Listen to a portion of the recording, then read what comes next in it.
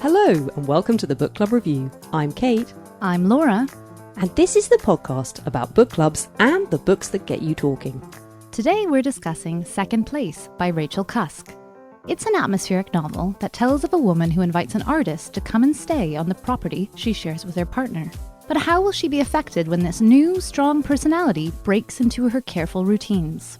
Second Place was longlisted for this year's Booker Prize, but didn't make the cut for the shortlist. Sally Rooney called it masterful, saying it achieves a kind of formal perfection, while the Observer newspaper lauded it as a landmark in 21st century English literature. But what did Laura's book club make of it? We're joined by Phil Chafee and Sarah Oliver to discuss it.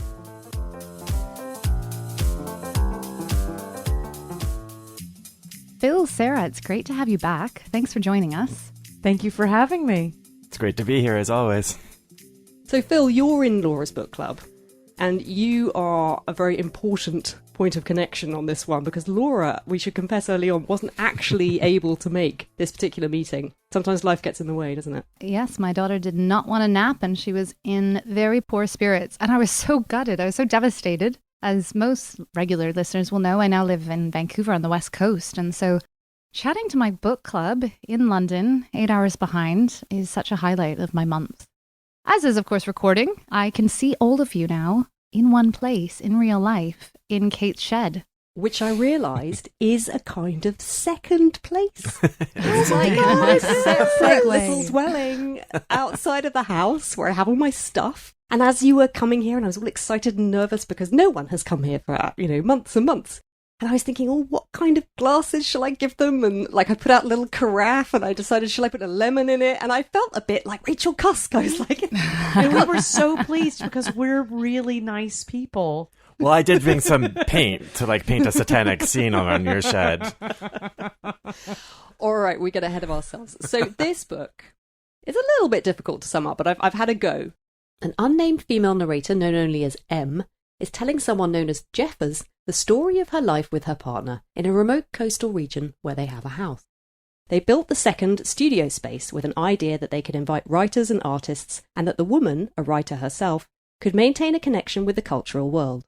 She then explains the particular affinity she felt with an artist known only as L and of the time that she invited him to stay at the property, hoping that in seeing it through his eyes, she would somehow better understand herself and the life she had made after the failure of her first marriage. Here's a clip from the audiobook, which is read by Kate Fleetwood. This is from quite early on in the book, where the narrator is explaining about the second place.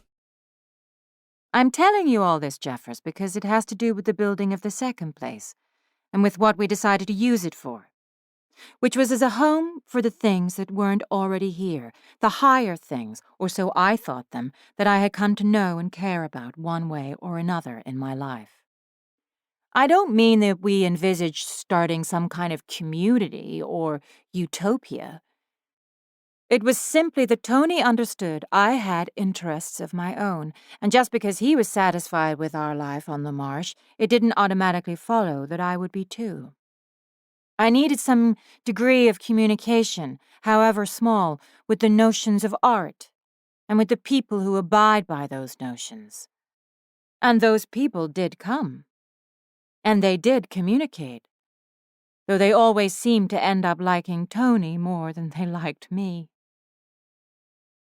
When people marry young, Jeffers, everything grows out of the shared root of their youth, and it becomes impossible to tell which part is you and which the other person. So if you attempt to sever yourselves from one another, it becomes a severance all the way from the roots to the furthest ends of the branches, a gory mess of a process that seems to leave you half of what you were before. But when you make a marriage later, it is more like the meeting of two distinctly formed things, a kind of bumping into one another, the way whole land masses bumped into one another and fused over geological time, leaving great dramatic seams of mountain ranges as the evidence of their fusing. It is less an organic process and more of a spatial event, an external manifestation. People could live in and around Tony and me in a way they could never have entered and inhabited the dark core, whether living or dead, of an original marriage. Our relationship had plenty of openness, but it posed certain difficulties too. Natural challenges that had to be surmounted. Bridges had to be built, and tunnels bored to get across to one another, out of what was preformed. The second place was one such bridge, and Tony's silence ran undisrupted beneath it, like a river. I'm curious about this from the outset, and then perhaps we can come back to it again at the end. But I would just love to know, at this point, what each of you would summarise this book as being about. Phil, what's it about? Great question. Not entirely sure I could answer. I would say one frustration with this book is I felt like it was slightly over my head, partially because at the very end of the book, Rachel Cusk announces that this is all very much referring to a very obscure book from the 1930s called Lorenzo and Taus by Mabel Dodge Lewin, about D.H. Lawrence coming to visit her. So I feel like there's a lot about that. There's also a lot of other thematic stuff going on, but I can't really answer. Sarah? I agree. It's about many things at once. I feel the strongest themes that run through are about art and accessibility between the genders, how much women are enabled to inhabit that space and produce and consume it and be part of it, and what men can take for granted just being the central figure. Laura? I would describe it as a battle of wills between our narrator and the artist Elle, and wrapped up in that battle of wills is understanding of art and gender roles and aging and power. I feel like it's also a character study of that narrator who comes through very, very strongly in a way that I haven't read a narrator in a very long time. Yes, I agree with you. And I think, have you read other Rachel Cusk? I have not. She seems very glamorous and accomplished. Okay, this is very much like her other books. Like Outline is, I think, called Outline because it's the outline of the speaker, of the narrator. She just talks to other people the whole time, but in her describing the other people, you get a real sense overall of who she is. I loved all the exclamation marks. Oh, I loved them! Did you? I mean, they annoyed me, but I thought they were incredibly effective at guiding us through her moods, and she's just so animated at some moments, and it's quite irritating, but real. I mean, I think that's another instance of very direct. One of the members of the book group, Frances, had actually read this reference book, where I think there is a Jeffers, but there's certainly this style, these exclamation points. I would be shocked if you could find one exclamation point in the Outline trilogy. It is very much not Cusk's style, and I think she's doing something different here. Oh. I agree, it's not her voice. This narrator has a voice, but I think it is the style of Cusk to be describing how she feels about others as a way of revealing who the speaker is. I would say in the beginning, after she talks about art or the second place or whatever, when she's first starting to get to know Elle, I found myself agreeing with her so often. Like, oh, yes, that's a great way to see the world. Oh, I wish I could articulate that. And then when she's getting more interactive, you're thinking, oh, you need some help. Yeah, I think there is definitely a sinister undercurrent to this. There is a certain level of unspecified threat that keeps you paying attention, doesn't it? Even though there's not some great event that happens. It's all psychodrama. Everything is internal. Just to go back to the source, Anthony Cummins reviewed it in The Guardian and summed it up quite nicely. An endnote advertises the novel's debt to the Bohemian socialite Mabel Dodge Lewin, or Luhan's 1932 memoir Lorenzo in Taos, about D.H. Lawrence's chaotic stay at her artist's colony in New Mexico, where he ended up threatening to destroy his hostess, as L does M here. While reading Second Place together with Luhan's florid memoir, freely available online, shows the novel's more jarringly melodramatic elements to be preordained, it also casts doubt on Cusk's decision-making, since the book doesn't fully make sense without reading Luhan, and even then it's a close thing. Yes, Luhan addressed her memoir to the poet Robinson Jeffers, but does that justify Cusk having M continually address and never explained Jeffers? Is the fact that Luhan married a Native American man reason enough for a passage on how M's husband looks like a Native American? I would just say something that made me smile when I looked up on Goodreads earlier. The primary question that people ask about this book is, who is Jeffers? Because he makes a fair point. It's true. If you don't know, and you only get that note about this source reference at the very, very end, and Jeffers is introduced in the very first line of this book, what does she say? I once told you, Jeffers, about the time I met the devil on a train leaving Paris. And I was a bit like, who's Jeffers? And also, the name Jeffers just annoyed me. It's such a weird name. I was like, if she's going to have this character, why call him that? It's a bit of a strange, slightly loaded name to my ears. It makes me think of sort of Jeeves and Wooster or something like that. It's like it meant something and I didn't know what. And actually, you don't even get the reference in the note at the end. It's only that reviewer who points out, oh, there's this real-life person who's mentioned in this source text and his name was Jeffers, and so that's where it comes from. I kind of like the fact that she doesn't really care. It obviously didn't bother her that people wouldn't have a clue who Jeffers was. I didn't read that little afterword, so I never knew about that origin story until now. For me, it almost diminishes the novel a little bit. I wonder if she always intended to include it. And if she did, why does she include it at the end, not the beginning? There's some real editorial decisions there. Sounds like she's left herself open to some criticism because people are like, oh, okay, well, now we need to compare it with the original. And yet it stands alone as, I think, a piece of literature, whatever its inspiration. For me, one of the things that I took from this was that it was this battle of wills between this carving out of this domestic space, this feminine space that she had made for herself at considerable cost. She had reached this place where she felt herself to be, to some extent, free. And then this man comes in and threatens to disrupt everything. The idea of the second place is this space that they've created, the couple have created it together. And there are scenes, aren't there, where they're shown to have put a lot of love and care and thought into how they made this space, and they make it to what seems to them to be beautiful. And then there's a scene much later on in the novel where he defaces it, effectively, with his art. And that's a very aggressive statement, isn't it, from this male artist claiming this space as his own. And I felt very on her side about all of that. And then when I read that little note at the end, I didn't know the story of that memoir, like what really happened when D.H. Lawrence went to visit this artist colony. But projecting on then from what I'd just read in the book, I was just kind of like, right, that's outrageous, very prepared to kind of stand up for women who are trying to create spaces and should be able to do so without male artists rushing in and trampling all over them. Well, there's so much to that, right? So like when she first views his paintings in Paris and she's younger, she sees them. I'll try to find this passage. So in this battle of wills, gender plays the very central role. And when she first encounters his paintings and is taken by them, she says, there's no particular reason on the surface why L's work should summon a woman like me, or perhaps any human, but least of all, surely, a young woman on the brink of rebellion whose impossible yearnings, moreover, are crystallized in reverse by the aura of absolute freedom his paintings emanate, a freedom elementally and unrepentantly male down to the last brushstroke.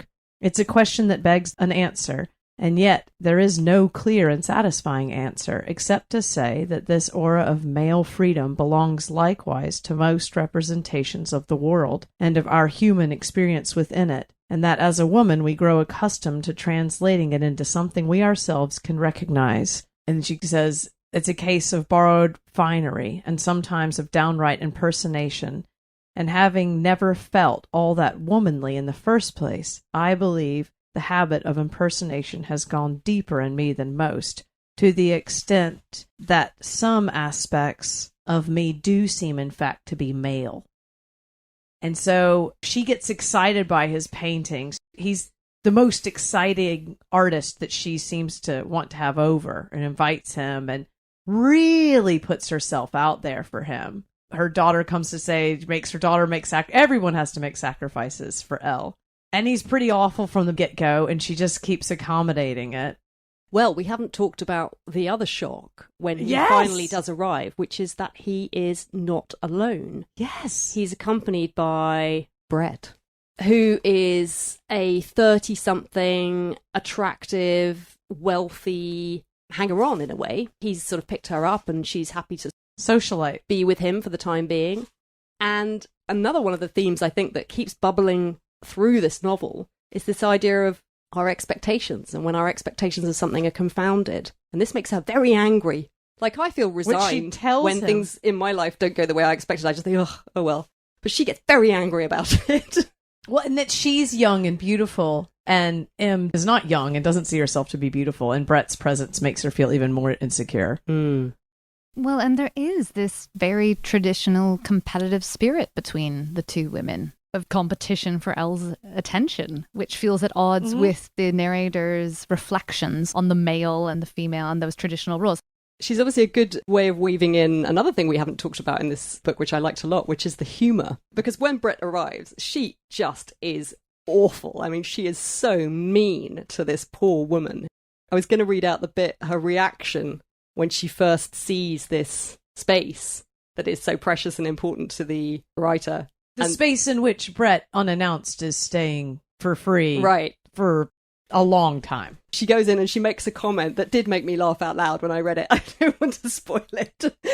But because she just is, incredibly rude and ungrateful. And again, that's a sort of form of aggression in a way. Her insouciance about the whole thing and refusal to acknowledge that she's not staying in a hotel, but she doesn't care. She's got certain expectations of how things should be. I read this novel as if it was set in the last 5 years. It felt indeterminate. And now that we have that afterward as context, is it set in the 1930s? Is it set in the aftermath of the stock market crash? I'm very confused about the timing. I think that's intentional. I don't think she's clear. I think it could be, but I don't think there's any real indications.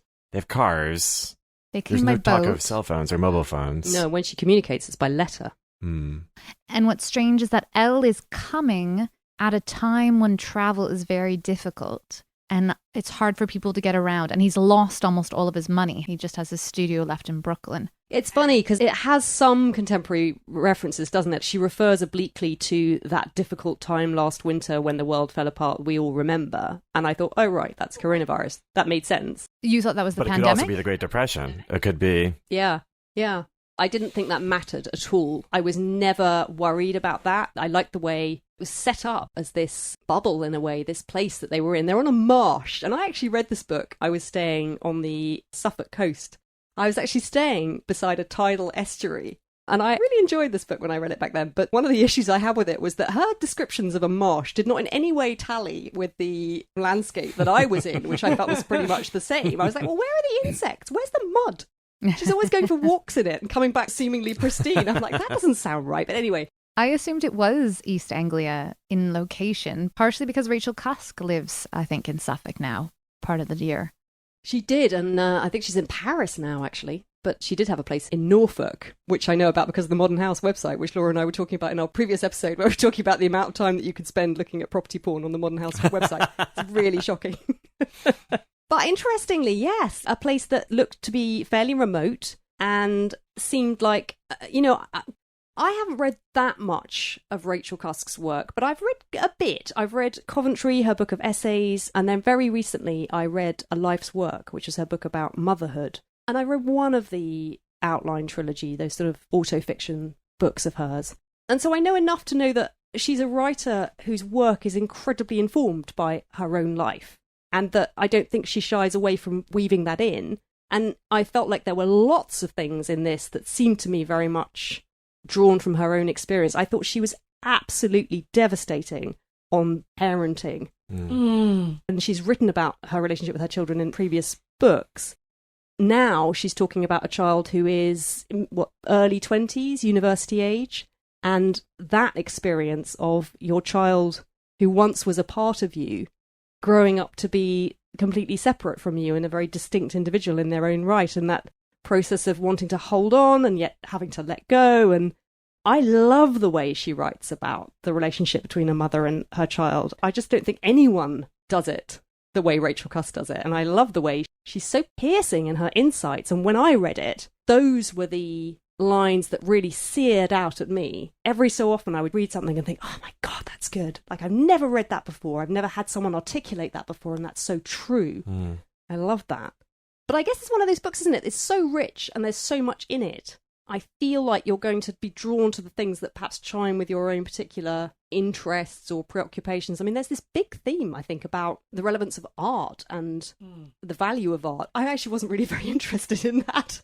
I suppose because my life is so domestic and very family oriented, and I very rarely peep my head above the parapet to do so much as look at a painting or go to a gallery, and that's a real shame, but that's just what my life. But so that felt a bit removed to me. But I don't know if Phil, you're a cultured individual.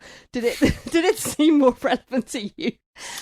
It's certainly there, and Sarah mentioned at the beginning just the presence of art. But in my mind, it was less art than this character, Elle, who maybe is a D.H. Lawrence stand-in. I was going to say the other major theme we have not touched on is the fabulistic biblical imagery stuff. I mean, the book opens with meeting the devil on a train, and it's an actual devil that she meets on the train the exact same day that she first sees Elle's art. And you don't really get much more fable except for the climax of the book, which descends into this crazy different world with different rules. But I just wanted to quickly, at that very beginning, when she's on this train, the devil is watching her. Every time I moved my seat, a few minutes later, there he'd be, sprawled across from me and laughing.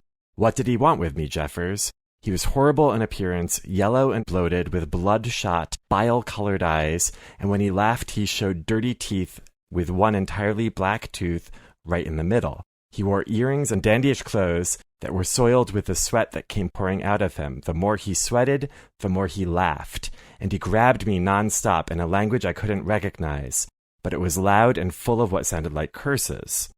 You couldn't exactly ignore it, and yet that was precisely what all the people in the carriages did. He had a girl with him, Jeffers, a shocking little creature, nothing more than a painted child who was barely clothed. She sat on his knee with parted lips and the soft gaze of a dumb animal when he fondled her, and nobody said or did a thing to stop him. And, I mean, I don't think it's a jump to say that this is presaging Elle and Brett, and then they are very devilish in this climax. So it's this crazy other layer on top of the sort of the gender relations and the mother-daughter relations, and her coming to terms with her past. This is why I just think so much is going over my head, because there's just so much in this book. Yeah, I agree with you. And I think the other thing that I wanted to kind of come back to in that climax, can we talk about the climax? Can we talk about it? Well, how much, I read this 6 weeks ago, and then I was rereading it, but I only got halfway through it. And I can't remember what happened. Okay, I'm going to talk about it, and you can take this out. But so I think it's fine, because I think people like me will probably forget. Well, she's finally, after he's painted everyone else, asked by Elle, after horrible insults, to sit for him, which makes her very excited. And she runs inside, and she goes and finds something that fits. He says she has to wear something that fits. And so she gets the only thing that she has that fits, which is her wedding dress, what she wore with Tony. And she runs to the second place, and Tony tries to stop her. She doesn't listen. And she runs, and she witnesses, because they've taken down the curtains and moved all the furniture and turned on all the lights. They're both half naked, Elle and Brett, painting the scene in the Garden of Eden with Adam and Eve and the snake on the tree. And it's Em and Tony who were Adam and Eve. And they yell that they're going to make the bitch have a belly so Em knows it's her. And then they add a mustache to her because she's the man in the relationship. And they're mocking her, saying, Elle also mentions earlier that she doesn't know how to be a woman. And so I think there's also this shift in their power struggle with gender, because Elle, as he ages or is worn down by his depression or people not enjoying him as much as he feels he should be enjoyed, he tells Brett that he's going through the change, like that he's menopausal in a way, and he's sort of becoming a woman. Everything changes. It's this battle of wills. For me, I slightly lost faith in it when all that was happening. I was really just, I'm not sure this is working for me. And it was funny, when I got to the very end and I read that little note that Laura missed, for me that anchored it. Once I understood that actually it wasn't just random what she'd written, but that it came from something real, that there was some event or some experience that had happened in the real world that had informed this novel, I ended up liking it a lot more. And for me, it gave it depth that without that anchor, for me, it just sort of slightly was falling apart. I feel like the devil in the first chapter, for example, sets the tone in terms of our narrator's unreliability and how close she is to the edge of madness, and actually why there is such threat from L, who wants to destroy her. Or does he say he wants to destroy her? He tells Kurt, and then she mentions it to Elle when they're at the marsh, and then Elle confirms it. And we haven't talked about Kurt. I wanted to talk about Kurt. Again, coming back to that humour and these secondary characters, and they're not teenagers, they're young people, but the kind of parent-teenager relationship. Kurt is her daughter Justine's partner, and she's looking on this relationship with a slightly wary eye because she sees in Kurt similarities between this young man and her first husband, and she worries that her daughter Justine is making the same mistake in choice of a life partner that she made. But she also is brilliant on this character who's wandering around and bringing his own element of disruption, his own personality, his own masculine stamp on this environment. It's another form of invasion, I think. So she's a writer, this character. It's not mentioned very often, but I think it's clear, isn't it? You know that that's what she does. And Kurt decides that he wants to be a writer too. And she offers him, quite generously, a space in the house. Kurt announced that he had decided to be a writer. He wished to begin writing a book straight away. He had once heard a writer say that writing with a pen and paper was preferable to any other way because the muscular movement of the hand was conducive to the formation of sentences. Kurt had decided that he would follow that advice. He asked for a number of pens and 2 big blocks of plain paper to be bought the next time anyone went to town. I said he could use the little downstairs study if he wanted, since it was quiet and no one else needed it. It had a good-sized desk that faced away from the window. I believe most writers agreed, I said, that it was better not to have anything to look at. And then, sure enough, he sits there and performs as the writer. He, of course, doesn't sit and face the wall. He faces the window so he can stare out at everybody. And then they have a lovely evening where they gather and they've got the fire lit, and Brett and Justine, who by this time have become friends, sing songs together, and it's all very lovely. And then, when that was over, Kurt stood up in his black velvet housecoat and came to stand in front of us beside the fireplace to read. He had a block of pages an inch thick, which he placed solemnly on a table beside him, and he began to read without introduction, in a loud and doleful voice, lifting up one page after another from the top of the block, and afterwards placing them face down on the other side, until we realised he must be intending to read the whole thing! ! We all sat without moving or speaking, a captive audience, as this knowledge dawned on us. Couldn't understand how he'd managed to produce so much writing in so little time. It was set in an alternate world, Jeffers, with dragons and monsters and armies of imaginary creatures interminably fighting one another, and great lists of names, like in parts of the Old Testament, pages of oracular-sounding dialogue which Kurt spoke out very slowly and solemnly.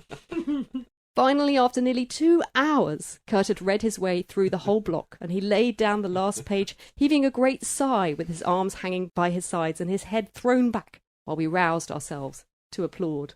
"That's it so far," he gasped. "What do you think?" And I won't go on, but... I'm glad you read that, because this novel could sound very impenetrable and literary, and actually that's how I always thought of Cusk, but she's very readable, and she's very funny, and this novel's very gripping, with that sense of menacing dread and impending doom. You know, what's going to happen? Phil, what did Book Club make of it? Did everyone like it? I can imagine some people being more vocal, perhaps, in terms of criticism. I was not taking detailed notes, but my general impression is that nobody really liked it. Really? Yeah. Some less than others. Frances had done some of the extra homework, reading some, not all, of the reference text here. But no, I don't think anyone walked away saying that they loved this. And I didn't love it. But did you find people maybe like elided the narrator with the novel? Like, I'm able to distinguish them in my mind, and the narrator irritated me, but the novel intrigued me, if that makes sense. Yeah, we didn't make that distinction in particular, but it was certainly a great discussion, and we pulled out a lot of threads. But things like the exclamation points, basically everyone was saying they found them very distracting and annoying. But that's the narrator. She's distracting and annoying. Frances said that the source material was also quite frustrating, and I don't think that she finished it. Then we talked about Cusk for a while, because Joe and I think one or two others had read the Outline trilogy. So how this fits into Cusk. And then what Laura's bringing up, the extent or not to which she is a reliable narrator, is all through her point of view, right? So we don't really know exactly if she's representing things correctly, and she doesn't seem entirely sane. I had a little look at the online reviews. I love this one from Patricia Huff Ellis. She was not a fan. An intense stream of consciousness, she said. I suppose what I look for in a novel is a good story with some characters I grow to like or even love. But this book wasn't for me. I am reasonably bright, but found Rachel's meanderings pretty incomprehensible, and didn't they go on? I like reading before I go to sleep. Trying to work out what on earth was going on was too difficult, and I gave up halfway through. Obviously, Rachel Cusk is very clever and well-liked, as are her books. I won't buy any of her other books, as I don't think she's an author I would ever enjoy. And someone else who was not very impressed, Catherine A. Speakart. It's amazing how you can spend this entire book in M's head and come out feeling like you still have no real idea of who the heck she is, let alone anyone else in the novel. Who are these people? Why do they keep having artists stay in a cabin on their property? What happened in their lives? Why does Elle hate her? What's going on? And why should I care about any of it? I just totally disagree with that. I think she sets up quite well, or psychoanalyzes whenever, why Elle would hate her. She's a stand-in for his mother, and Elle's an asshole. Like, I just... he's a taker, and he's taken all his life, and now he's angry and alone, and he hates women who might challenge him. I do like the way Catherine finished her review. She said, could this novel win the Booker? It has gender politics in it, is novella length, feels timeless, and is based on real events while still leading the reader in a state of perplexity. So yes, I think it could. I think it should be on the shortlist. I do too. I was really Agreed. Well, we don't know. We haven't read... Maybe you're further ahead than me, but I think without reading all the ones that are on the shortlist, I don't think we should. No, I haven't read all the ones on the shortlist. I've only read one other one, but I think, to me, it fits the description. It introduces something new. It's bold. It's experimental. Oh, it's rain. I couldn't hear what that noise was. Listeners, I don't know if you can hear. There's a kind of... It's rain pattering down on the roof. I thought the apocalypse was happening. It's just rain. I think there's quite an interesting thing about Rachel Cusk, which is that she's a very divisive figure critically when you read what people have written about her. And I've been a bit unfair because I've read out a couple of negative reviews, and actually I've got a couple of lovely positive ones which I should come on to. But I get the impression people don't like her very much. You know what's interesting on that, though? This novel's almost daring readers to dislike this woman because she embodies so many unlikable traits. I don't know. It's kind of like, why does Elle hate the narrator? Not because of who she is as an individual, but what she represents. And maybe Cusk is criticized in the same way for what she represents, this very intellectual, literary heavyweight, and yet somehow she's being dismissed by like a whole swath of... I think she's doing something new. I think those answers are there, and I think she's just doing things differently. It's not good to be liked by everyone. I don't think that's a great quality. I agree, writer, and I love that she doesn't court it. I love that she's brave enough not to care. I just think how wonderful to have this brilliant woman writer who is so fearless. And yeah, sure, not everyone's going to like everything that she writes, but she doesn't care. She writes what she wants to write because she thinks it's important. And when I go back to M being unlikable, I think, how does she say it in the end about Maybelle? The reference to the original. Yeah. It's a tribute to her spirit. I would be embarrassed if this were the tribute to my spirit. But I definitely see myself in some of the things that M does that are unlikable or not the right choice. I definitely see more of myself in M than I do in most rom-coms. Yeah. You know, she's furious. Yeah. In a way that I can identify with. Yeah. Maybe I don't make those decisions, but I thought about making them before. I've got a book of her essays here on the desk, Coventry, and I liked them, but there was one which she wrote about her divorce that I think is one of the finest pieces of writing that I've ever read. And I feel like she's come through such fire to get to the point where she is now. And you see that. You see someone who is just like a war veteran in a way, and yet so open and so vulnerable and yet so guarded and so controlling, and it's all in there. And because she's so autobiographical in her work, I guess the more of it you read, the more you go on that journey with her. The one thing I'd say, I read this while I was away, and I flew through it. I enjoyed it. I thought there were bits of it that were remarkable. I wasn't quite sure about it all as a novel, but I did like that real life connection, and that settled it all quite nicely in my mind. I thought, yeah, great. I then very recently read A Life's Work, which is her book about motherhood, and I thought that was, similarly to the essay in Coventry, just extraordinary. And apparently she received so much criticism when she wrote that book, and it's a book about being a mother. It's a book about the experience of being a mother, written by someone who is not afraid to be honest. There's a brilliant line in it about the gains that she made didn't compensate her for the losses. It wasn't an exchange.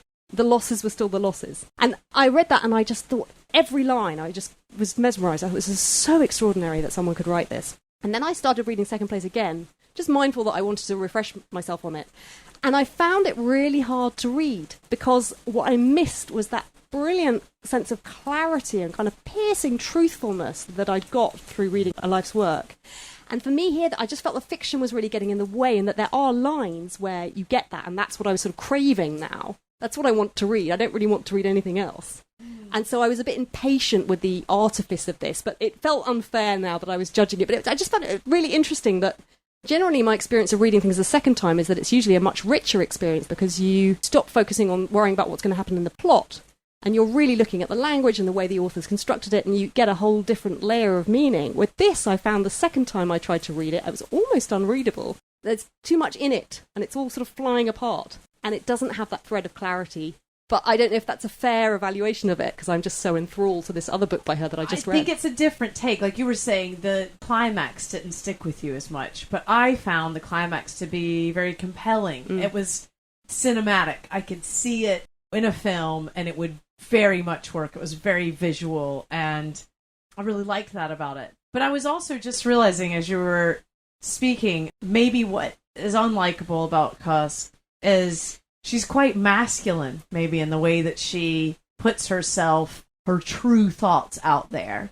And there's an aura around motherhood. You know, there's this gratitude you're supposed to have. And that isn't really true culturally in male transitions. You know, if a man gets married, he doesn't have to then write a gratitude list, or if he has a child or whatever. And I think maybe that might be what's a little bit autobiographical in the Second Place.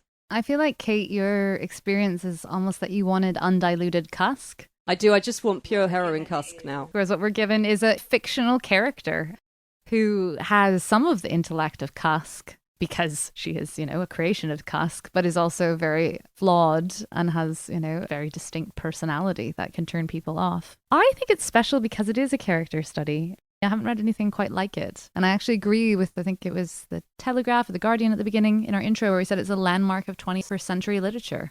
I didn't love it, but I found it remarkable. It's a shame it didn't make the Booker. I agree with all of that. I think it's more than a character study, though. It is referencing that book she's bound herself in very specific ways. And maybe it's a character study of D.H. Lawrence as well, but also of herself. And she is in there, too. I mean, there is this first marriage that ends structurally, where that fits in the novel, but also where that fits in the protagonist's life. It sounds like it might be a bit parallel to Cusk. It just sounds like she's bounded herself in a very specific exercise.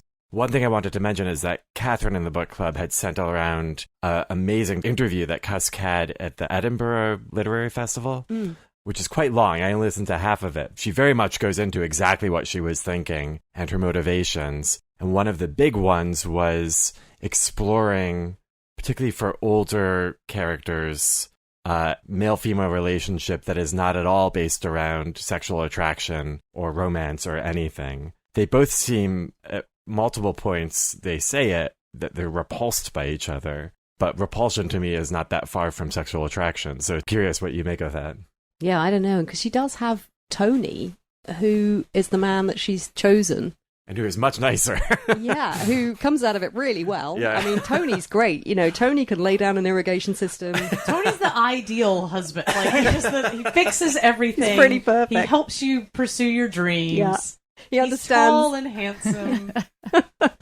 And yet she has a depressed person's lens in terms of seeing the world, which I, again, recognise and respond to. She could be doing something really lovely, like sitting around the fire pit and everyone's singing songs and everything could be blissful, but because she doesn't see things that way, it isn't. And I love that as well. That felt very true to me, very real. I was just going to say, when you were watching her, did she seem like someone you'd want to have dinner with, Rachel Cusk? I listened to it as I was walking, so I didn't watch her. But no, I would be absolutely terrified to have Rachel Cusk to dinner. I'm glad it's not just me. No, I didn't say I wanted her to dinner. I'm just saying there's a big distinction between who I like to think read you'd and be who all I right. would want to have for I dinner. think you could hold your own. Steve T gave it 5 stars, said it was an excellent, complex novel that delves deep into the psyche of the characters. Rachel Cusk's writing is exquisite, and there is much under the surface in this novel that makes it a joy to read. I think it's true, it's what's under the surface. And Ellie McGrath said, read, don't rush. I'd love if this powerful novel makes the book a shortlist, not because I'm into awards, but because it would be a validation, if one were needed, of a writer whose novel, in this case, and whose cross-genre mix of non-fiction and memoir is both intellectual and completely gripping. I found so many of the reflections and insights into the minds of the characters in this book really hit the spot. Cusk doesn't spare us. People are complex, wonderful, awful. It's all a barrel of possibility with Cusk. I loved her portrait of her daughter's German partner also, which made me smile a lot. I'd recommend this novel to anyone who likes to read and not rush. I think it sounds like it was a great book club book. Yeah, I could see it would be brilliant for book club, wouldn't it? Because there's It so absolutely much. You're not was. going to run out of things to say, are No, you? no, you're not. We haven't even got on to D.H. Lawrence, about whom I know nothing, and whether actually it might be helpful if you knew a bit more about D.H. Lawrence than I If do. you've read any I D.H. know Lawrence, you know enough about him. Yeah, I know. Never he's read him. sexually No, nothing. deviant. Yeah, well, there you go. See, I didn't know that. But then that would maybe explain the almost, what's the word, grotesque element. Yeah, It kind absolutely. Of, it has. Anyway, yeah, such fun to sit in our second place and discuss this book.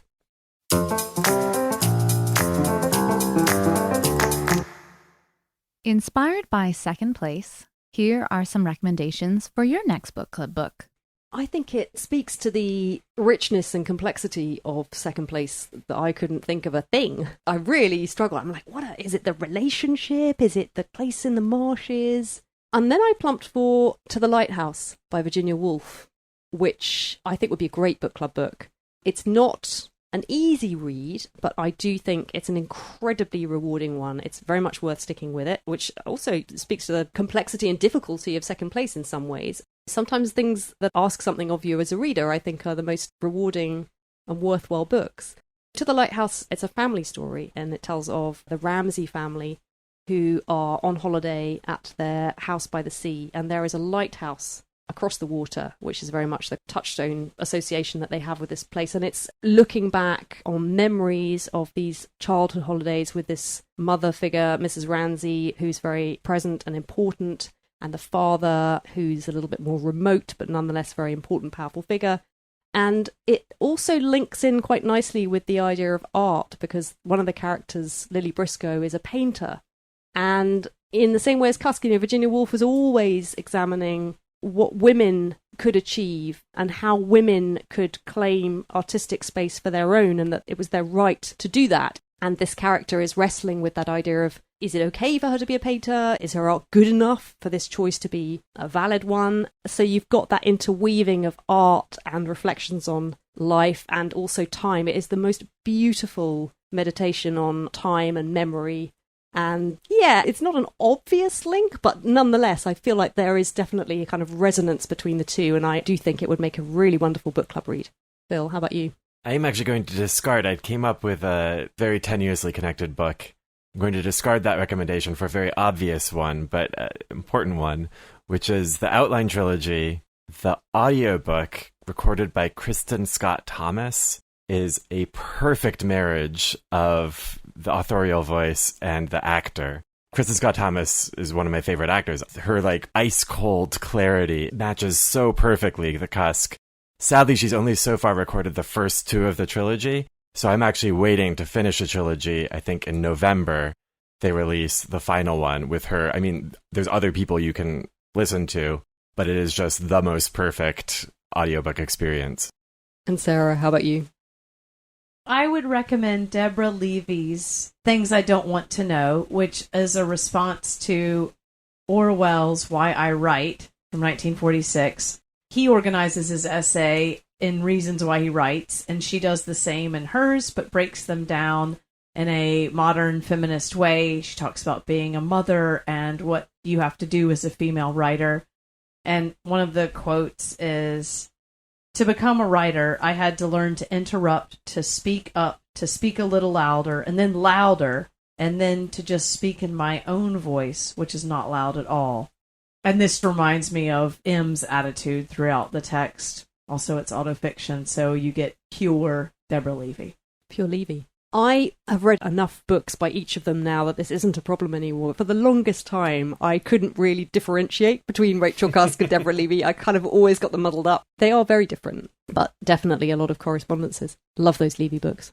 Yeah, I love Deborah Levy, but I would never confuse her with Cusk, possibly because I listened to one of her books on audio, and I don't know, I find like that gives you a sense of a character, even if it's an actor. Coming back to your point, Phil, there's just something about listening that feels different to reading. I'd be less scared, I think, of having Deborah Levy to dinner than I would of having Rachel Cusk.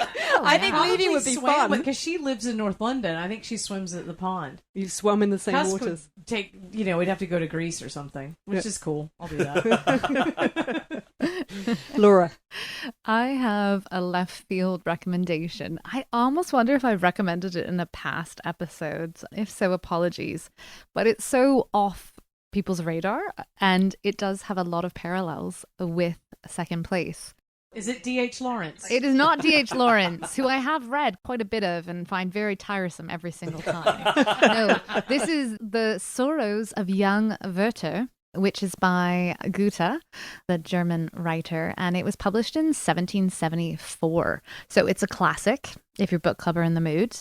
And it is an epistolary novel, in that it's a series of letters that the title character, Werther, sends to his friend Wilhelm. And he is interested in art, and he is interested in philosophy, and he feels great emotions.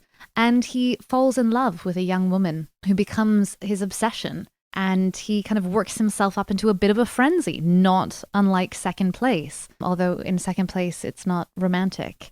There's a lot of similarities, and I would not be surprised if Cusk had Sorrows of Young Werther slightly in mind. One of the key similarities is the use of the exclamation mark, which is so tiresome in Second Place. Also tiresome in Sorrows of Young Werther, but I think effective at giving you this sense of this kind of like overstimulated emotional personality. It would be a good book club book. Also a male narrator, and written by a man in a time where the woman's perspective wouldn't really be taken into consideration anyway. So a counterpart.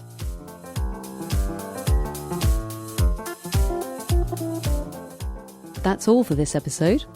Our book recommendations were To the Lighthouse by Virginia Woolf, The Outline Trilogy, read on audio by Kristen Scott Thomas, Things I Don't Want to Know by Deborah Levy, and The Sorrows of Young Werther by Goethe. The audiobook of Second Place by Rachel Cusk is published by Faber and Faber and narrated by Kate Fleetwood. It's available for download now. We're busy reading Booker novels for our upcoming Booker Prize show, but before then, we've got an interview special episode with Kate Sawyer, author of The Stranding, an unforgettable novel about relationships, love, and human resilience at the end of the world. If you enjoyed this show, check out our website, where you can find our archive of more than 100 shows to browse through on everything from new releases to lesser-known gems from the backlist. And that's also where you can sign up for our bi-weekly newsletter for what we're reading in between shows, plus book recommendations and links to things we're watching or reading online. You can follow us on Instagram or Facebook at Book Club Review Podcast, on Twitter at Book Club RBW Pod, or email thebookclubreview@gmail.com. And if you're not already, why not subscribe to us on iTunes or wherever you get your podcasts. If you like what we do, please help spread the word and tell a friend about our show. We have no marketing budget or celebrities to endorse us. Your support means so much to us. Thank you. But for now, thanks for listening and happy reading.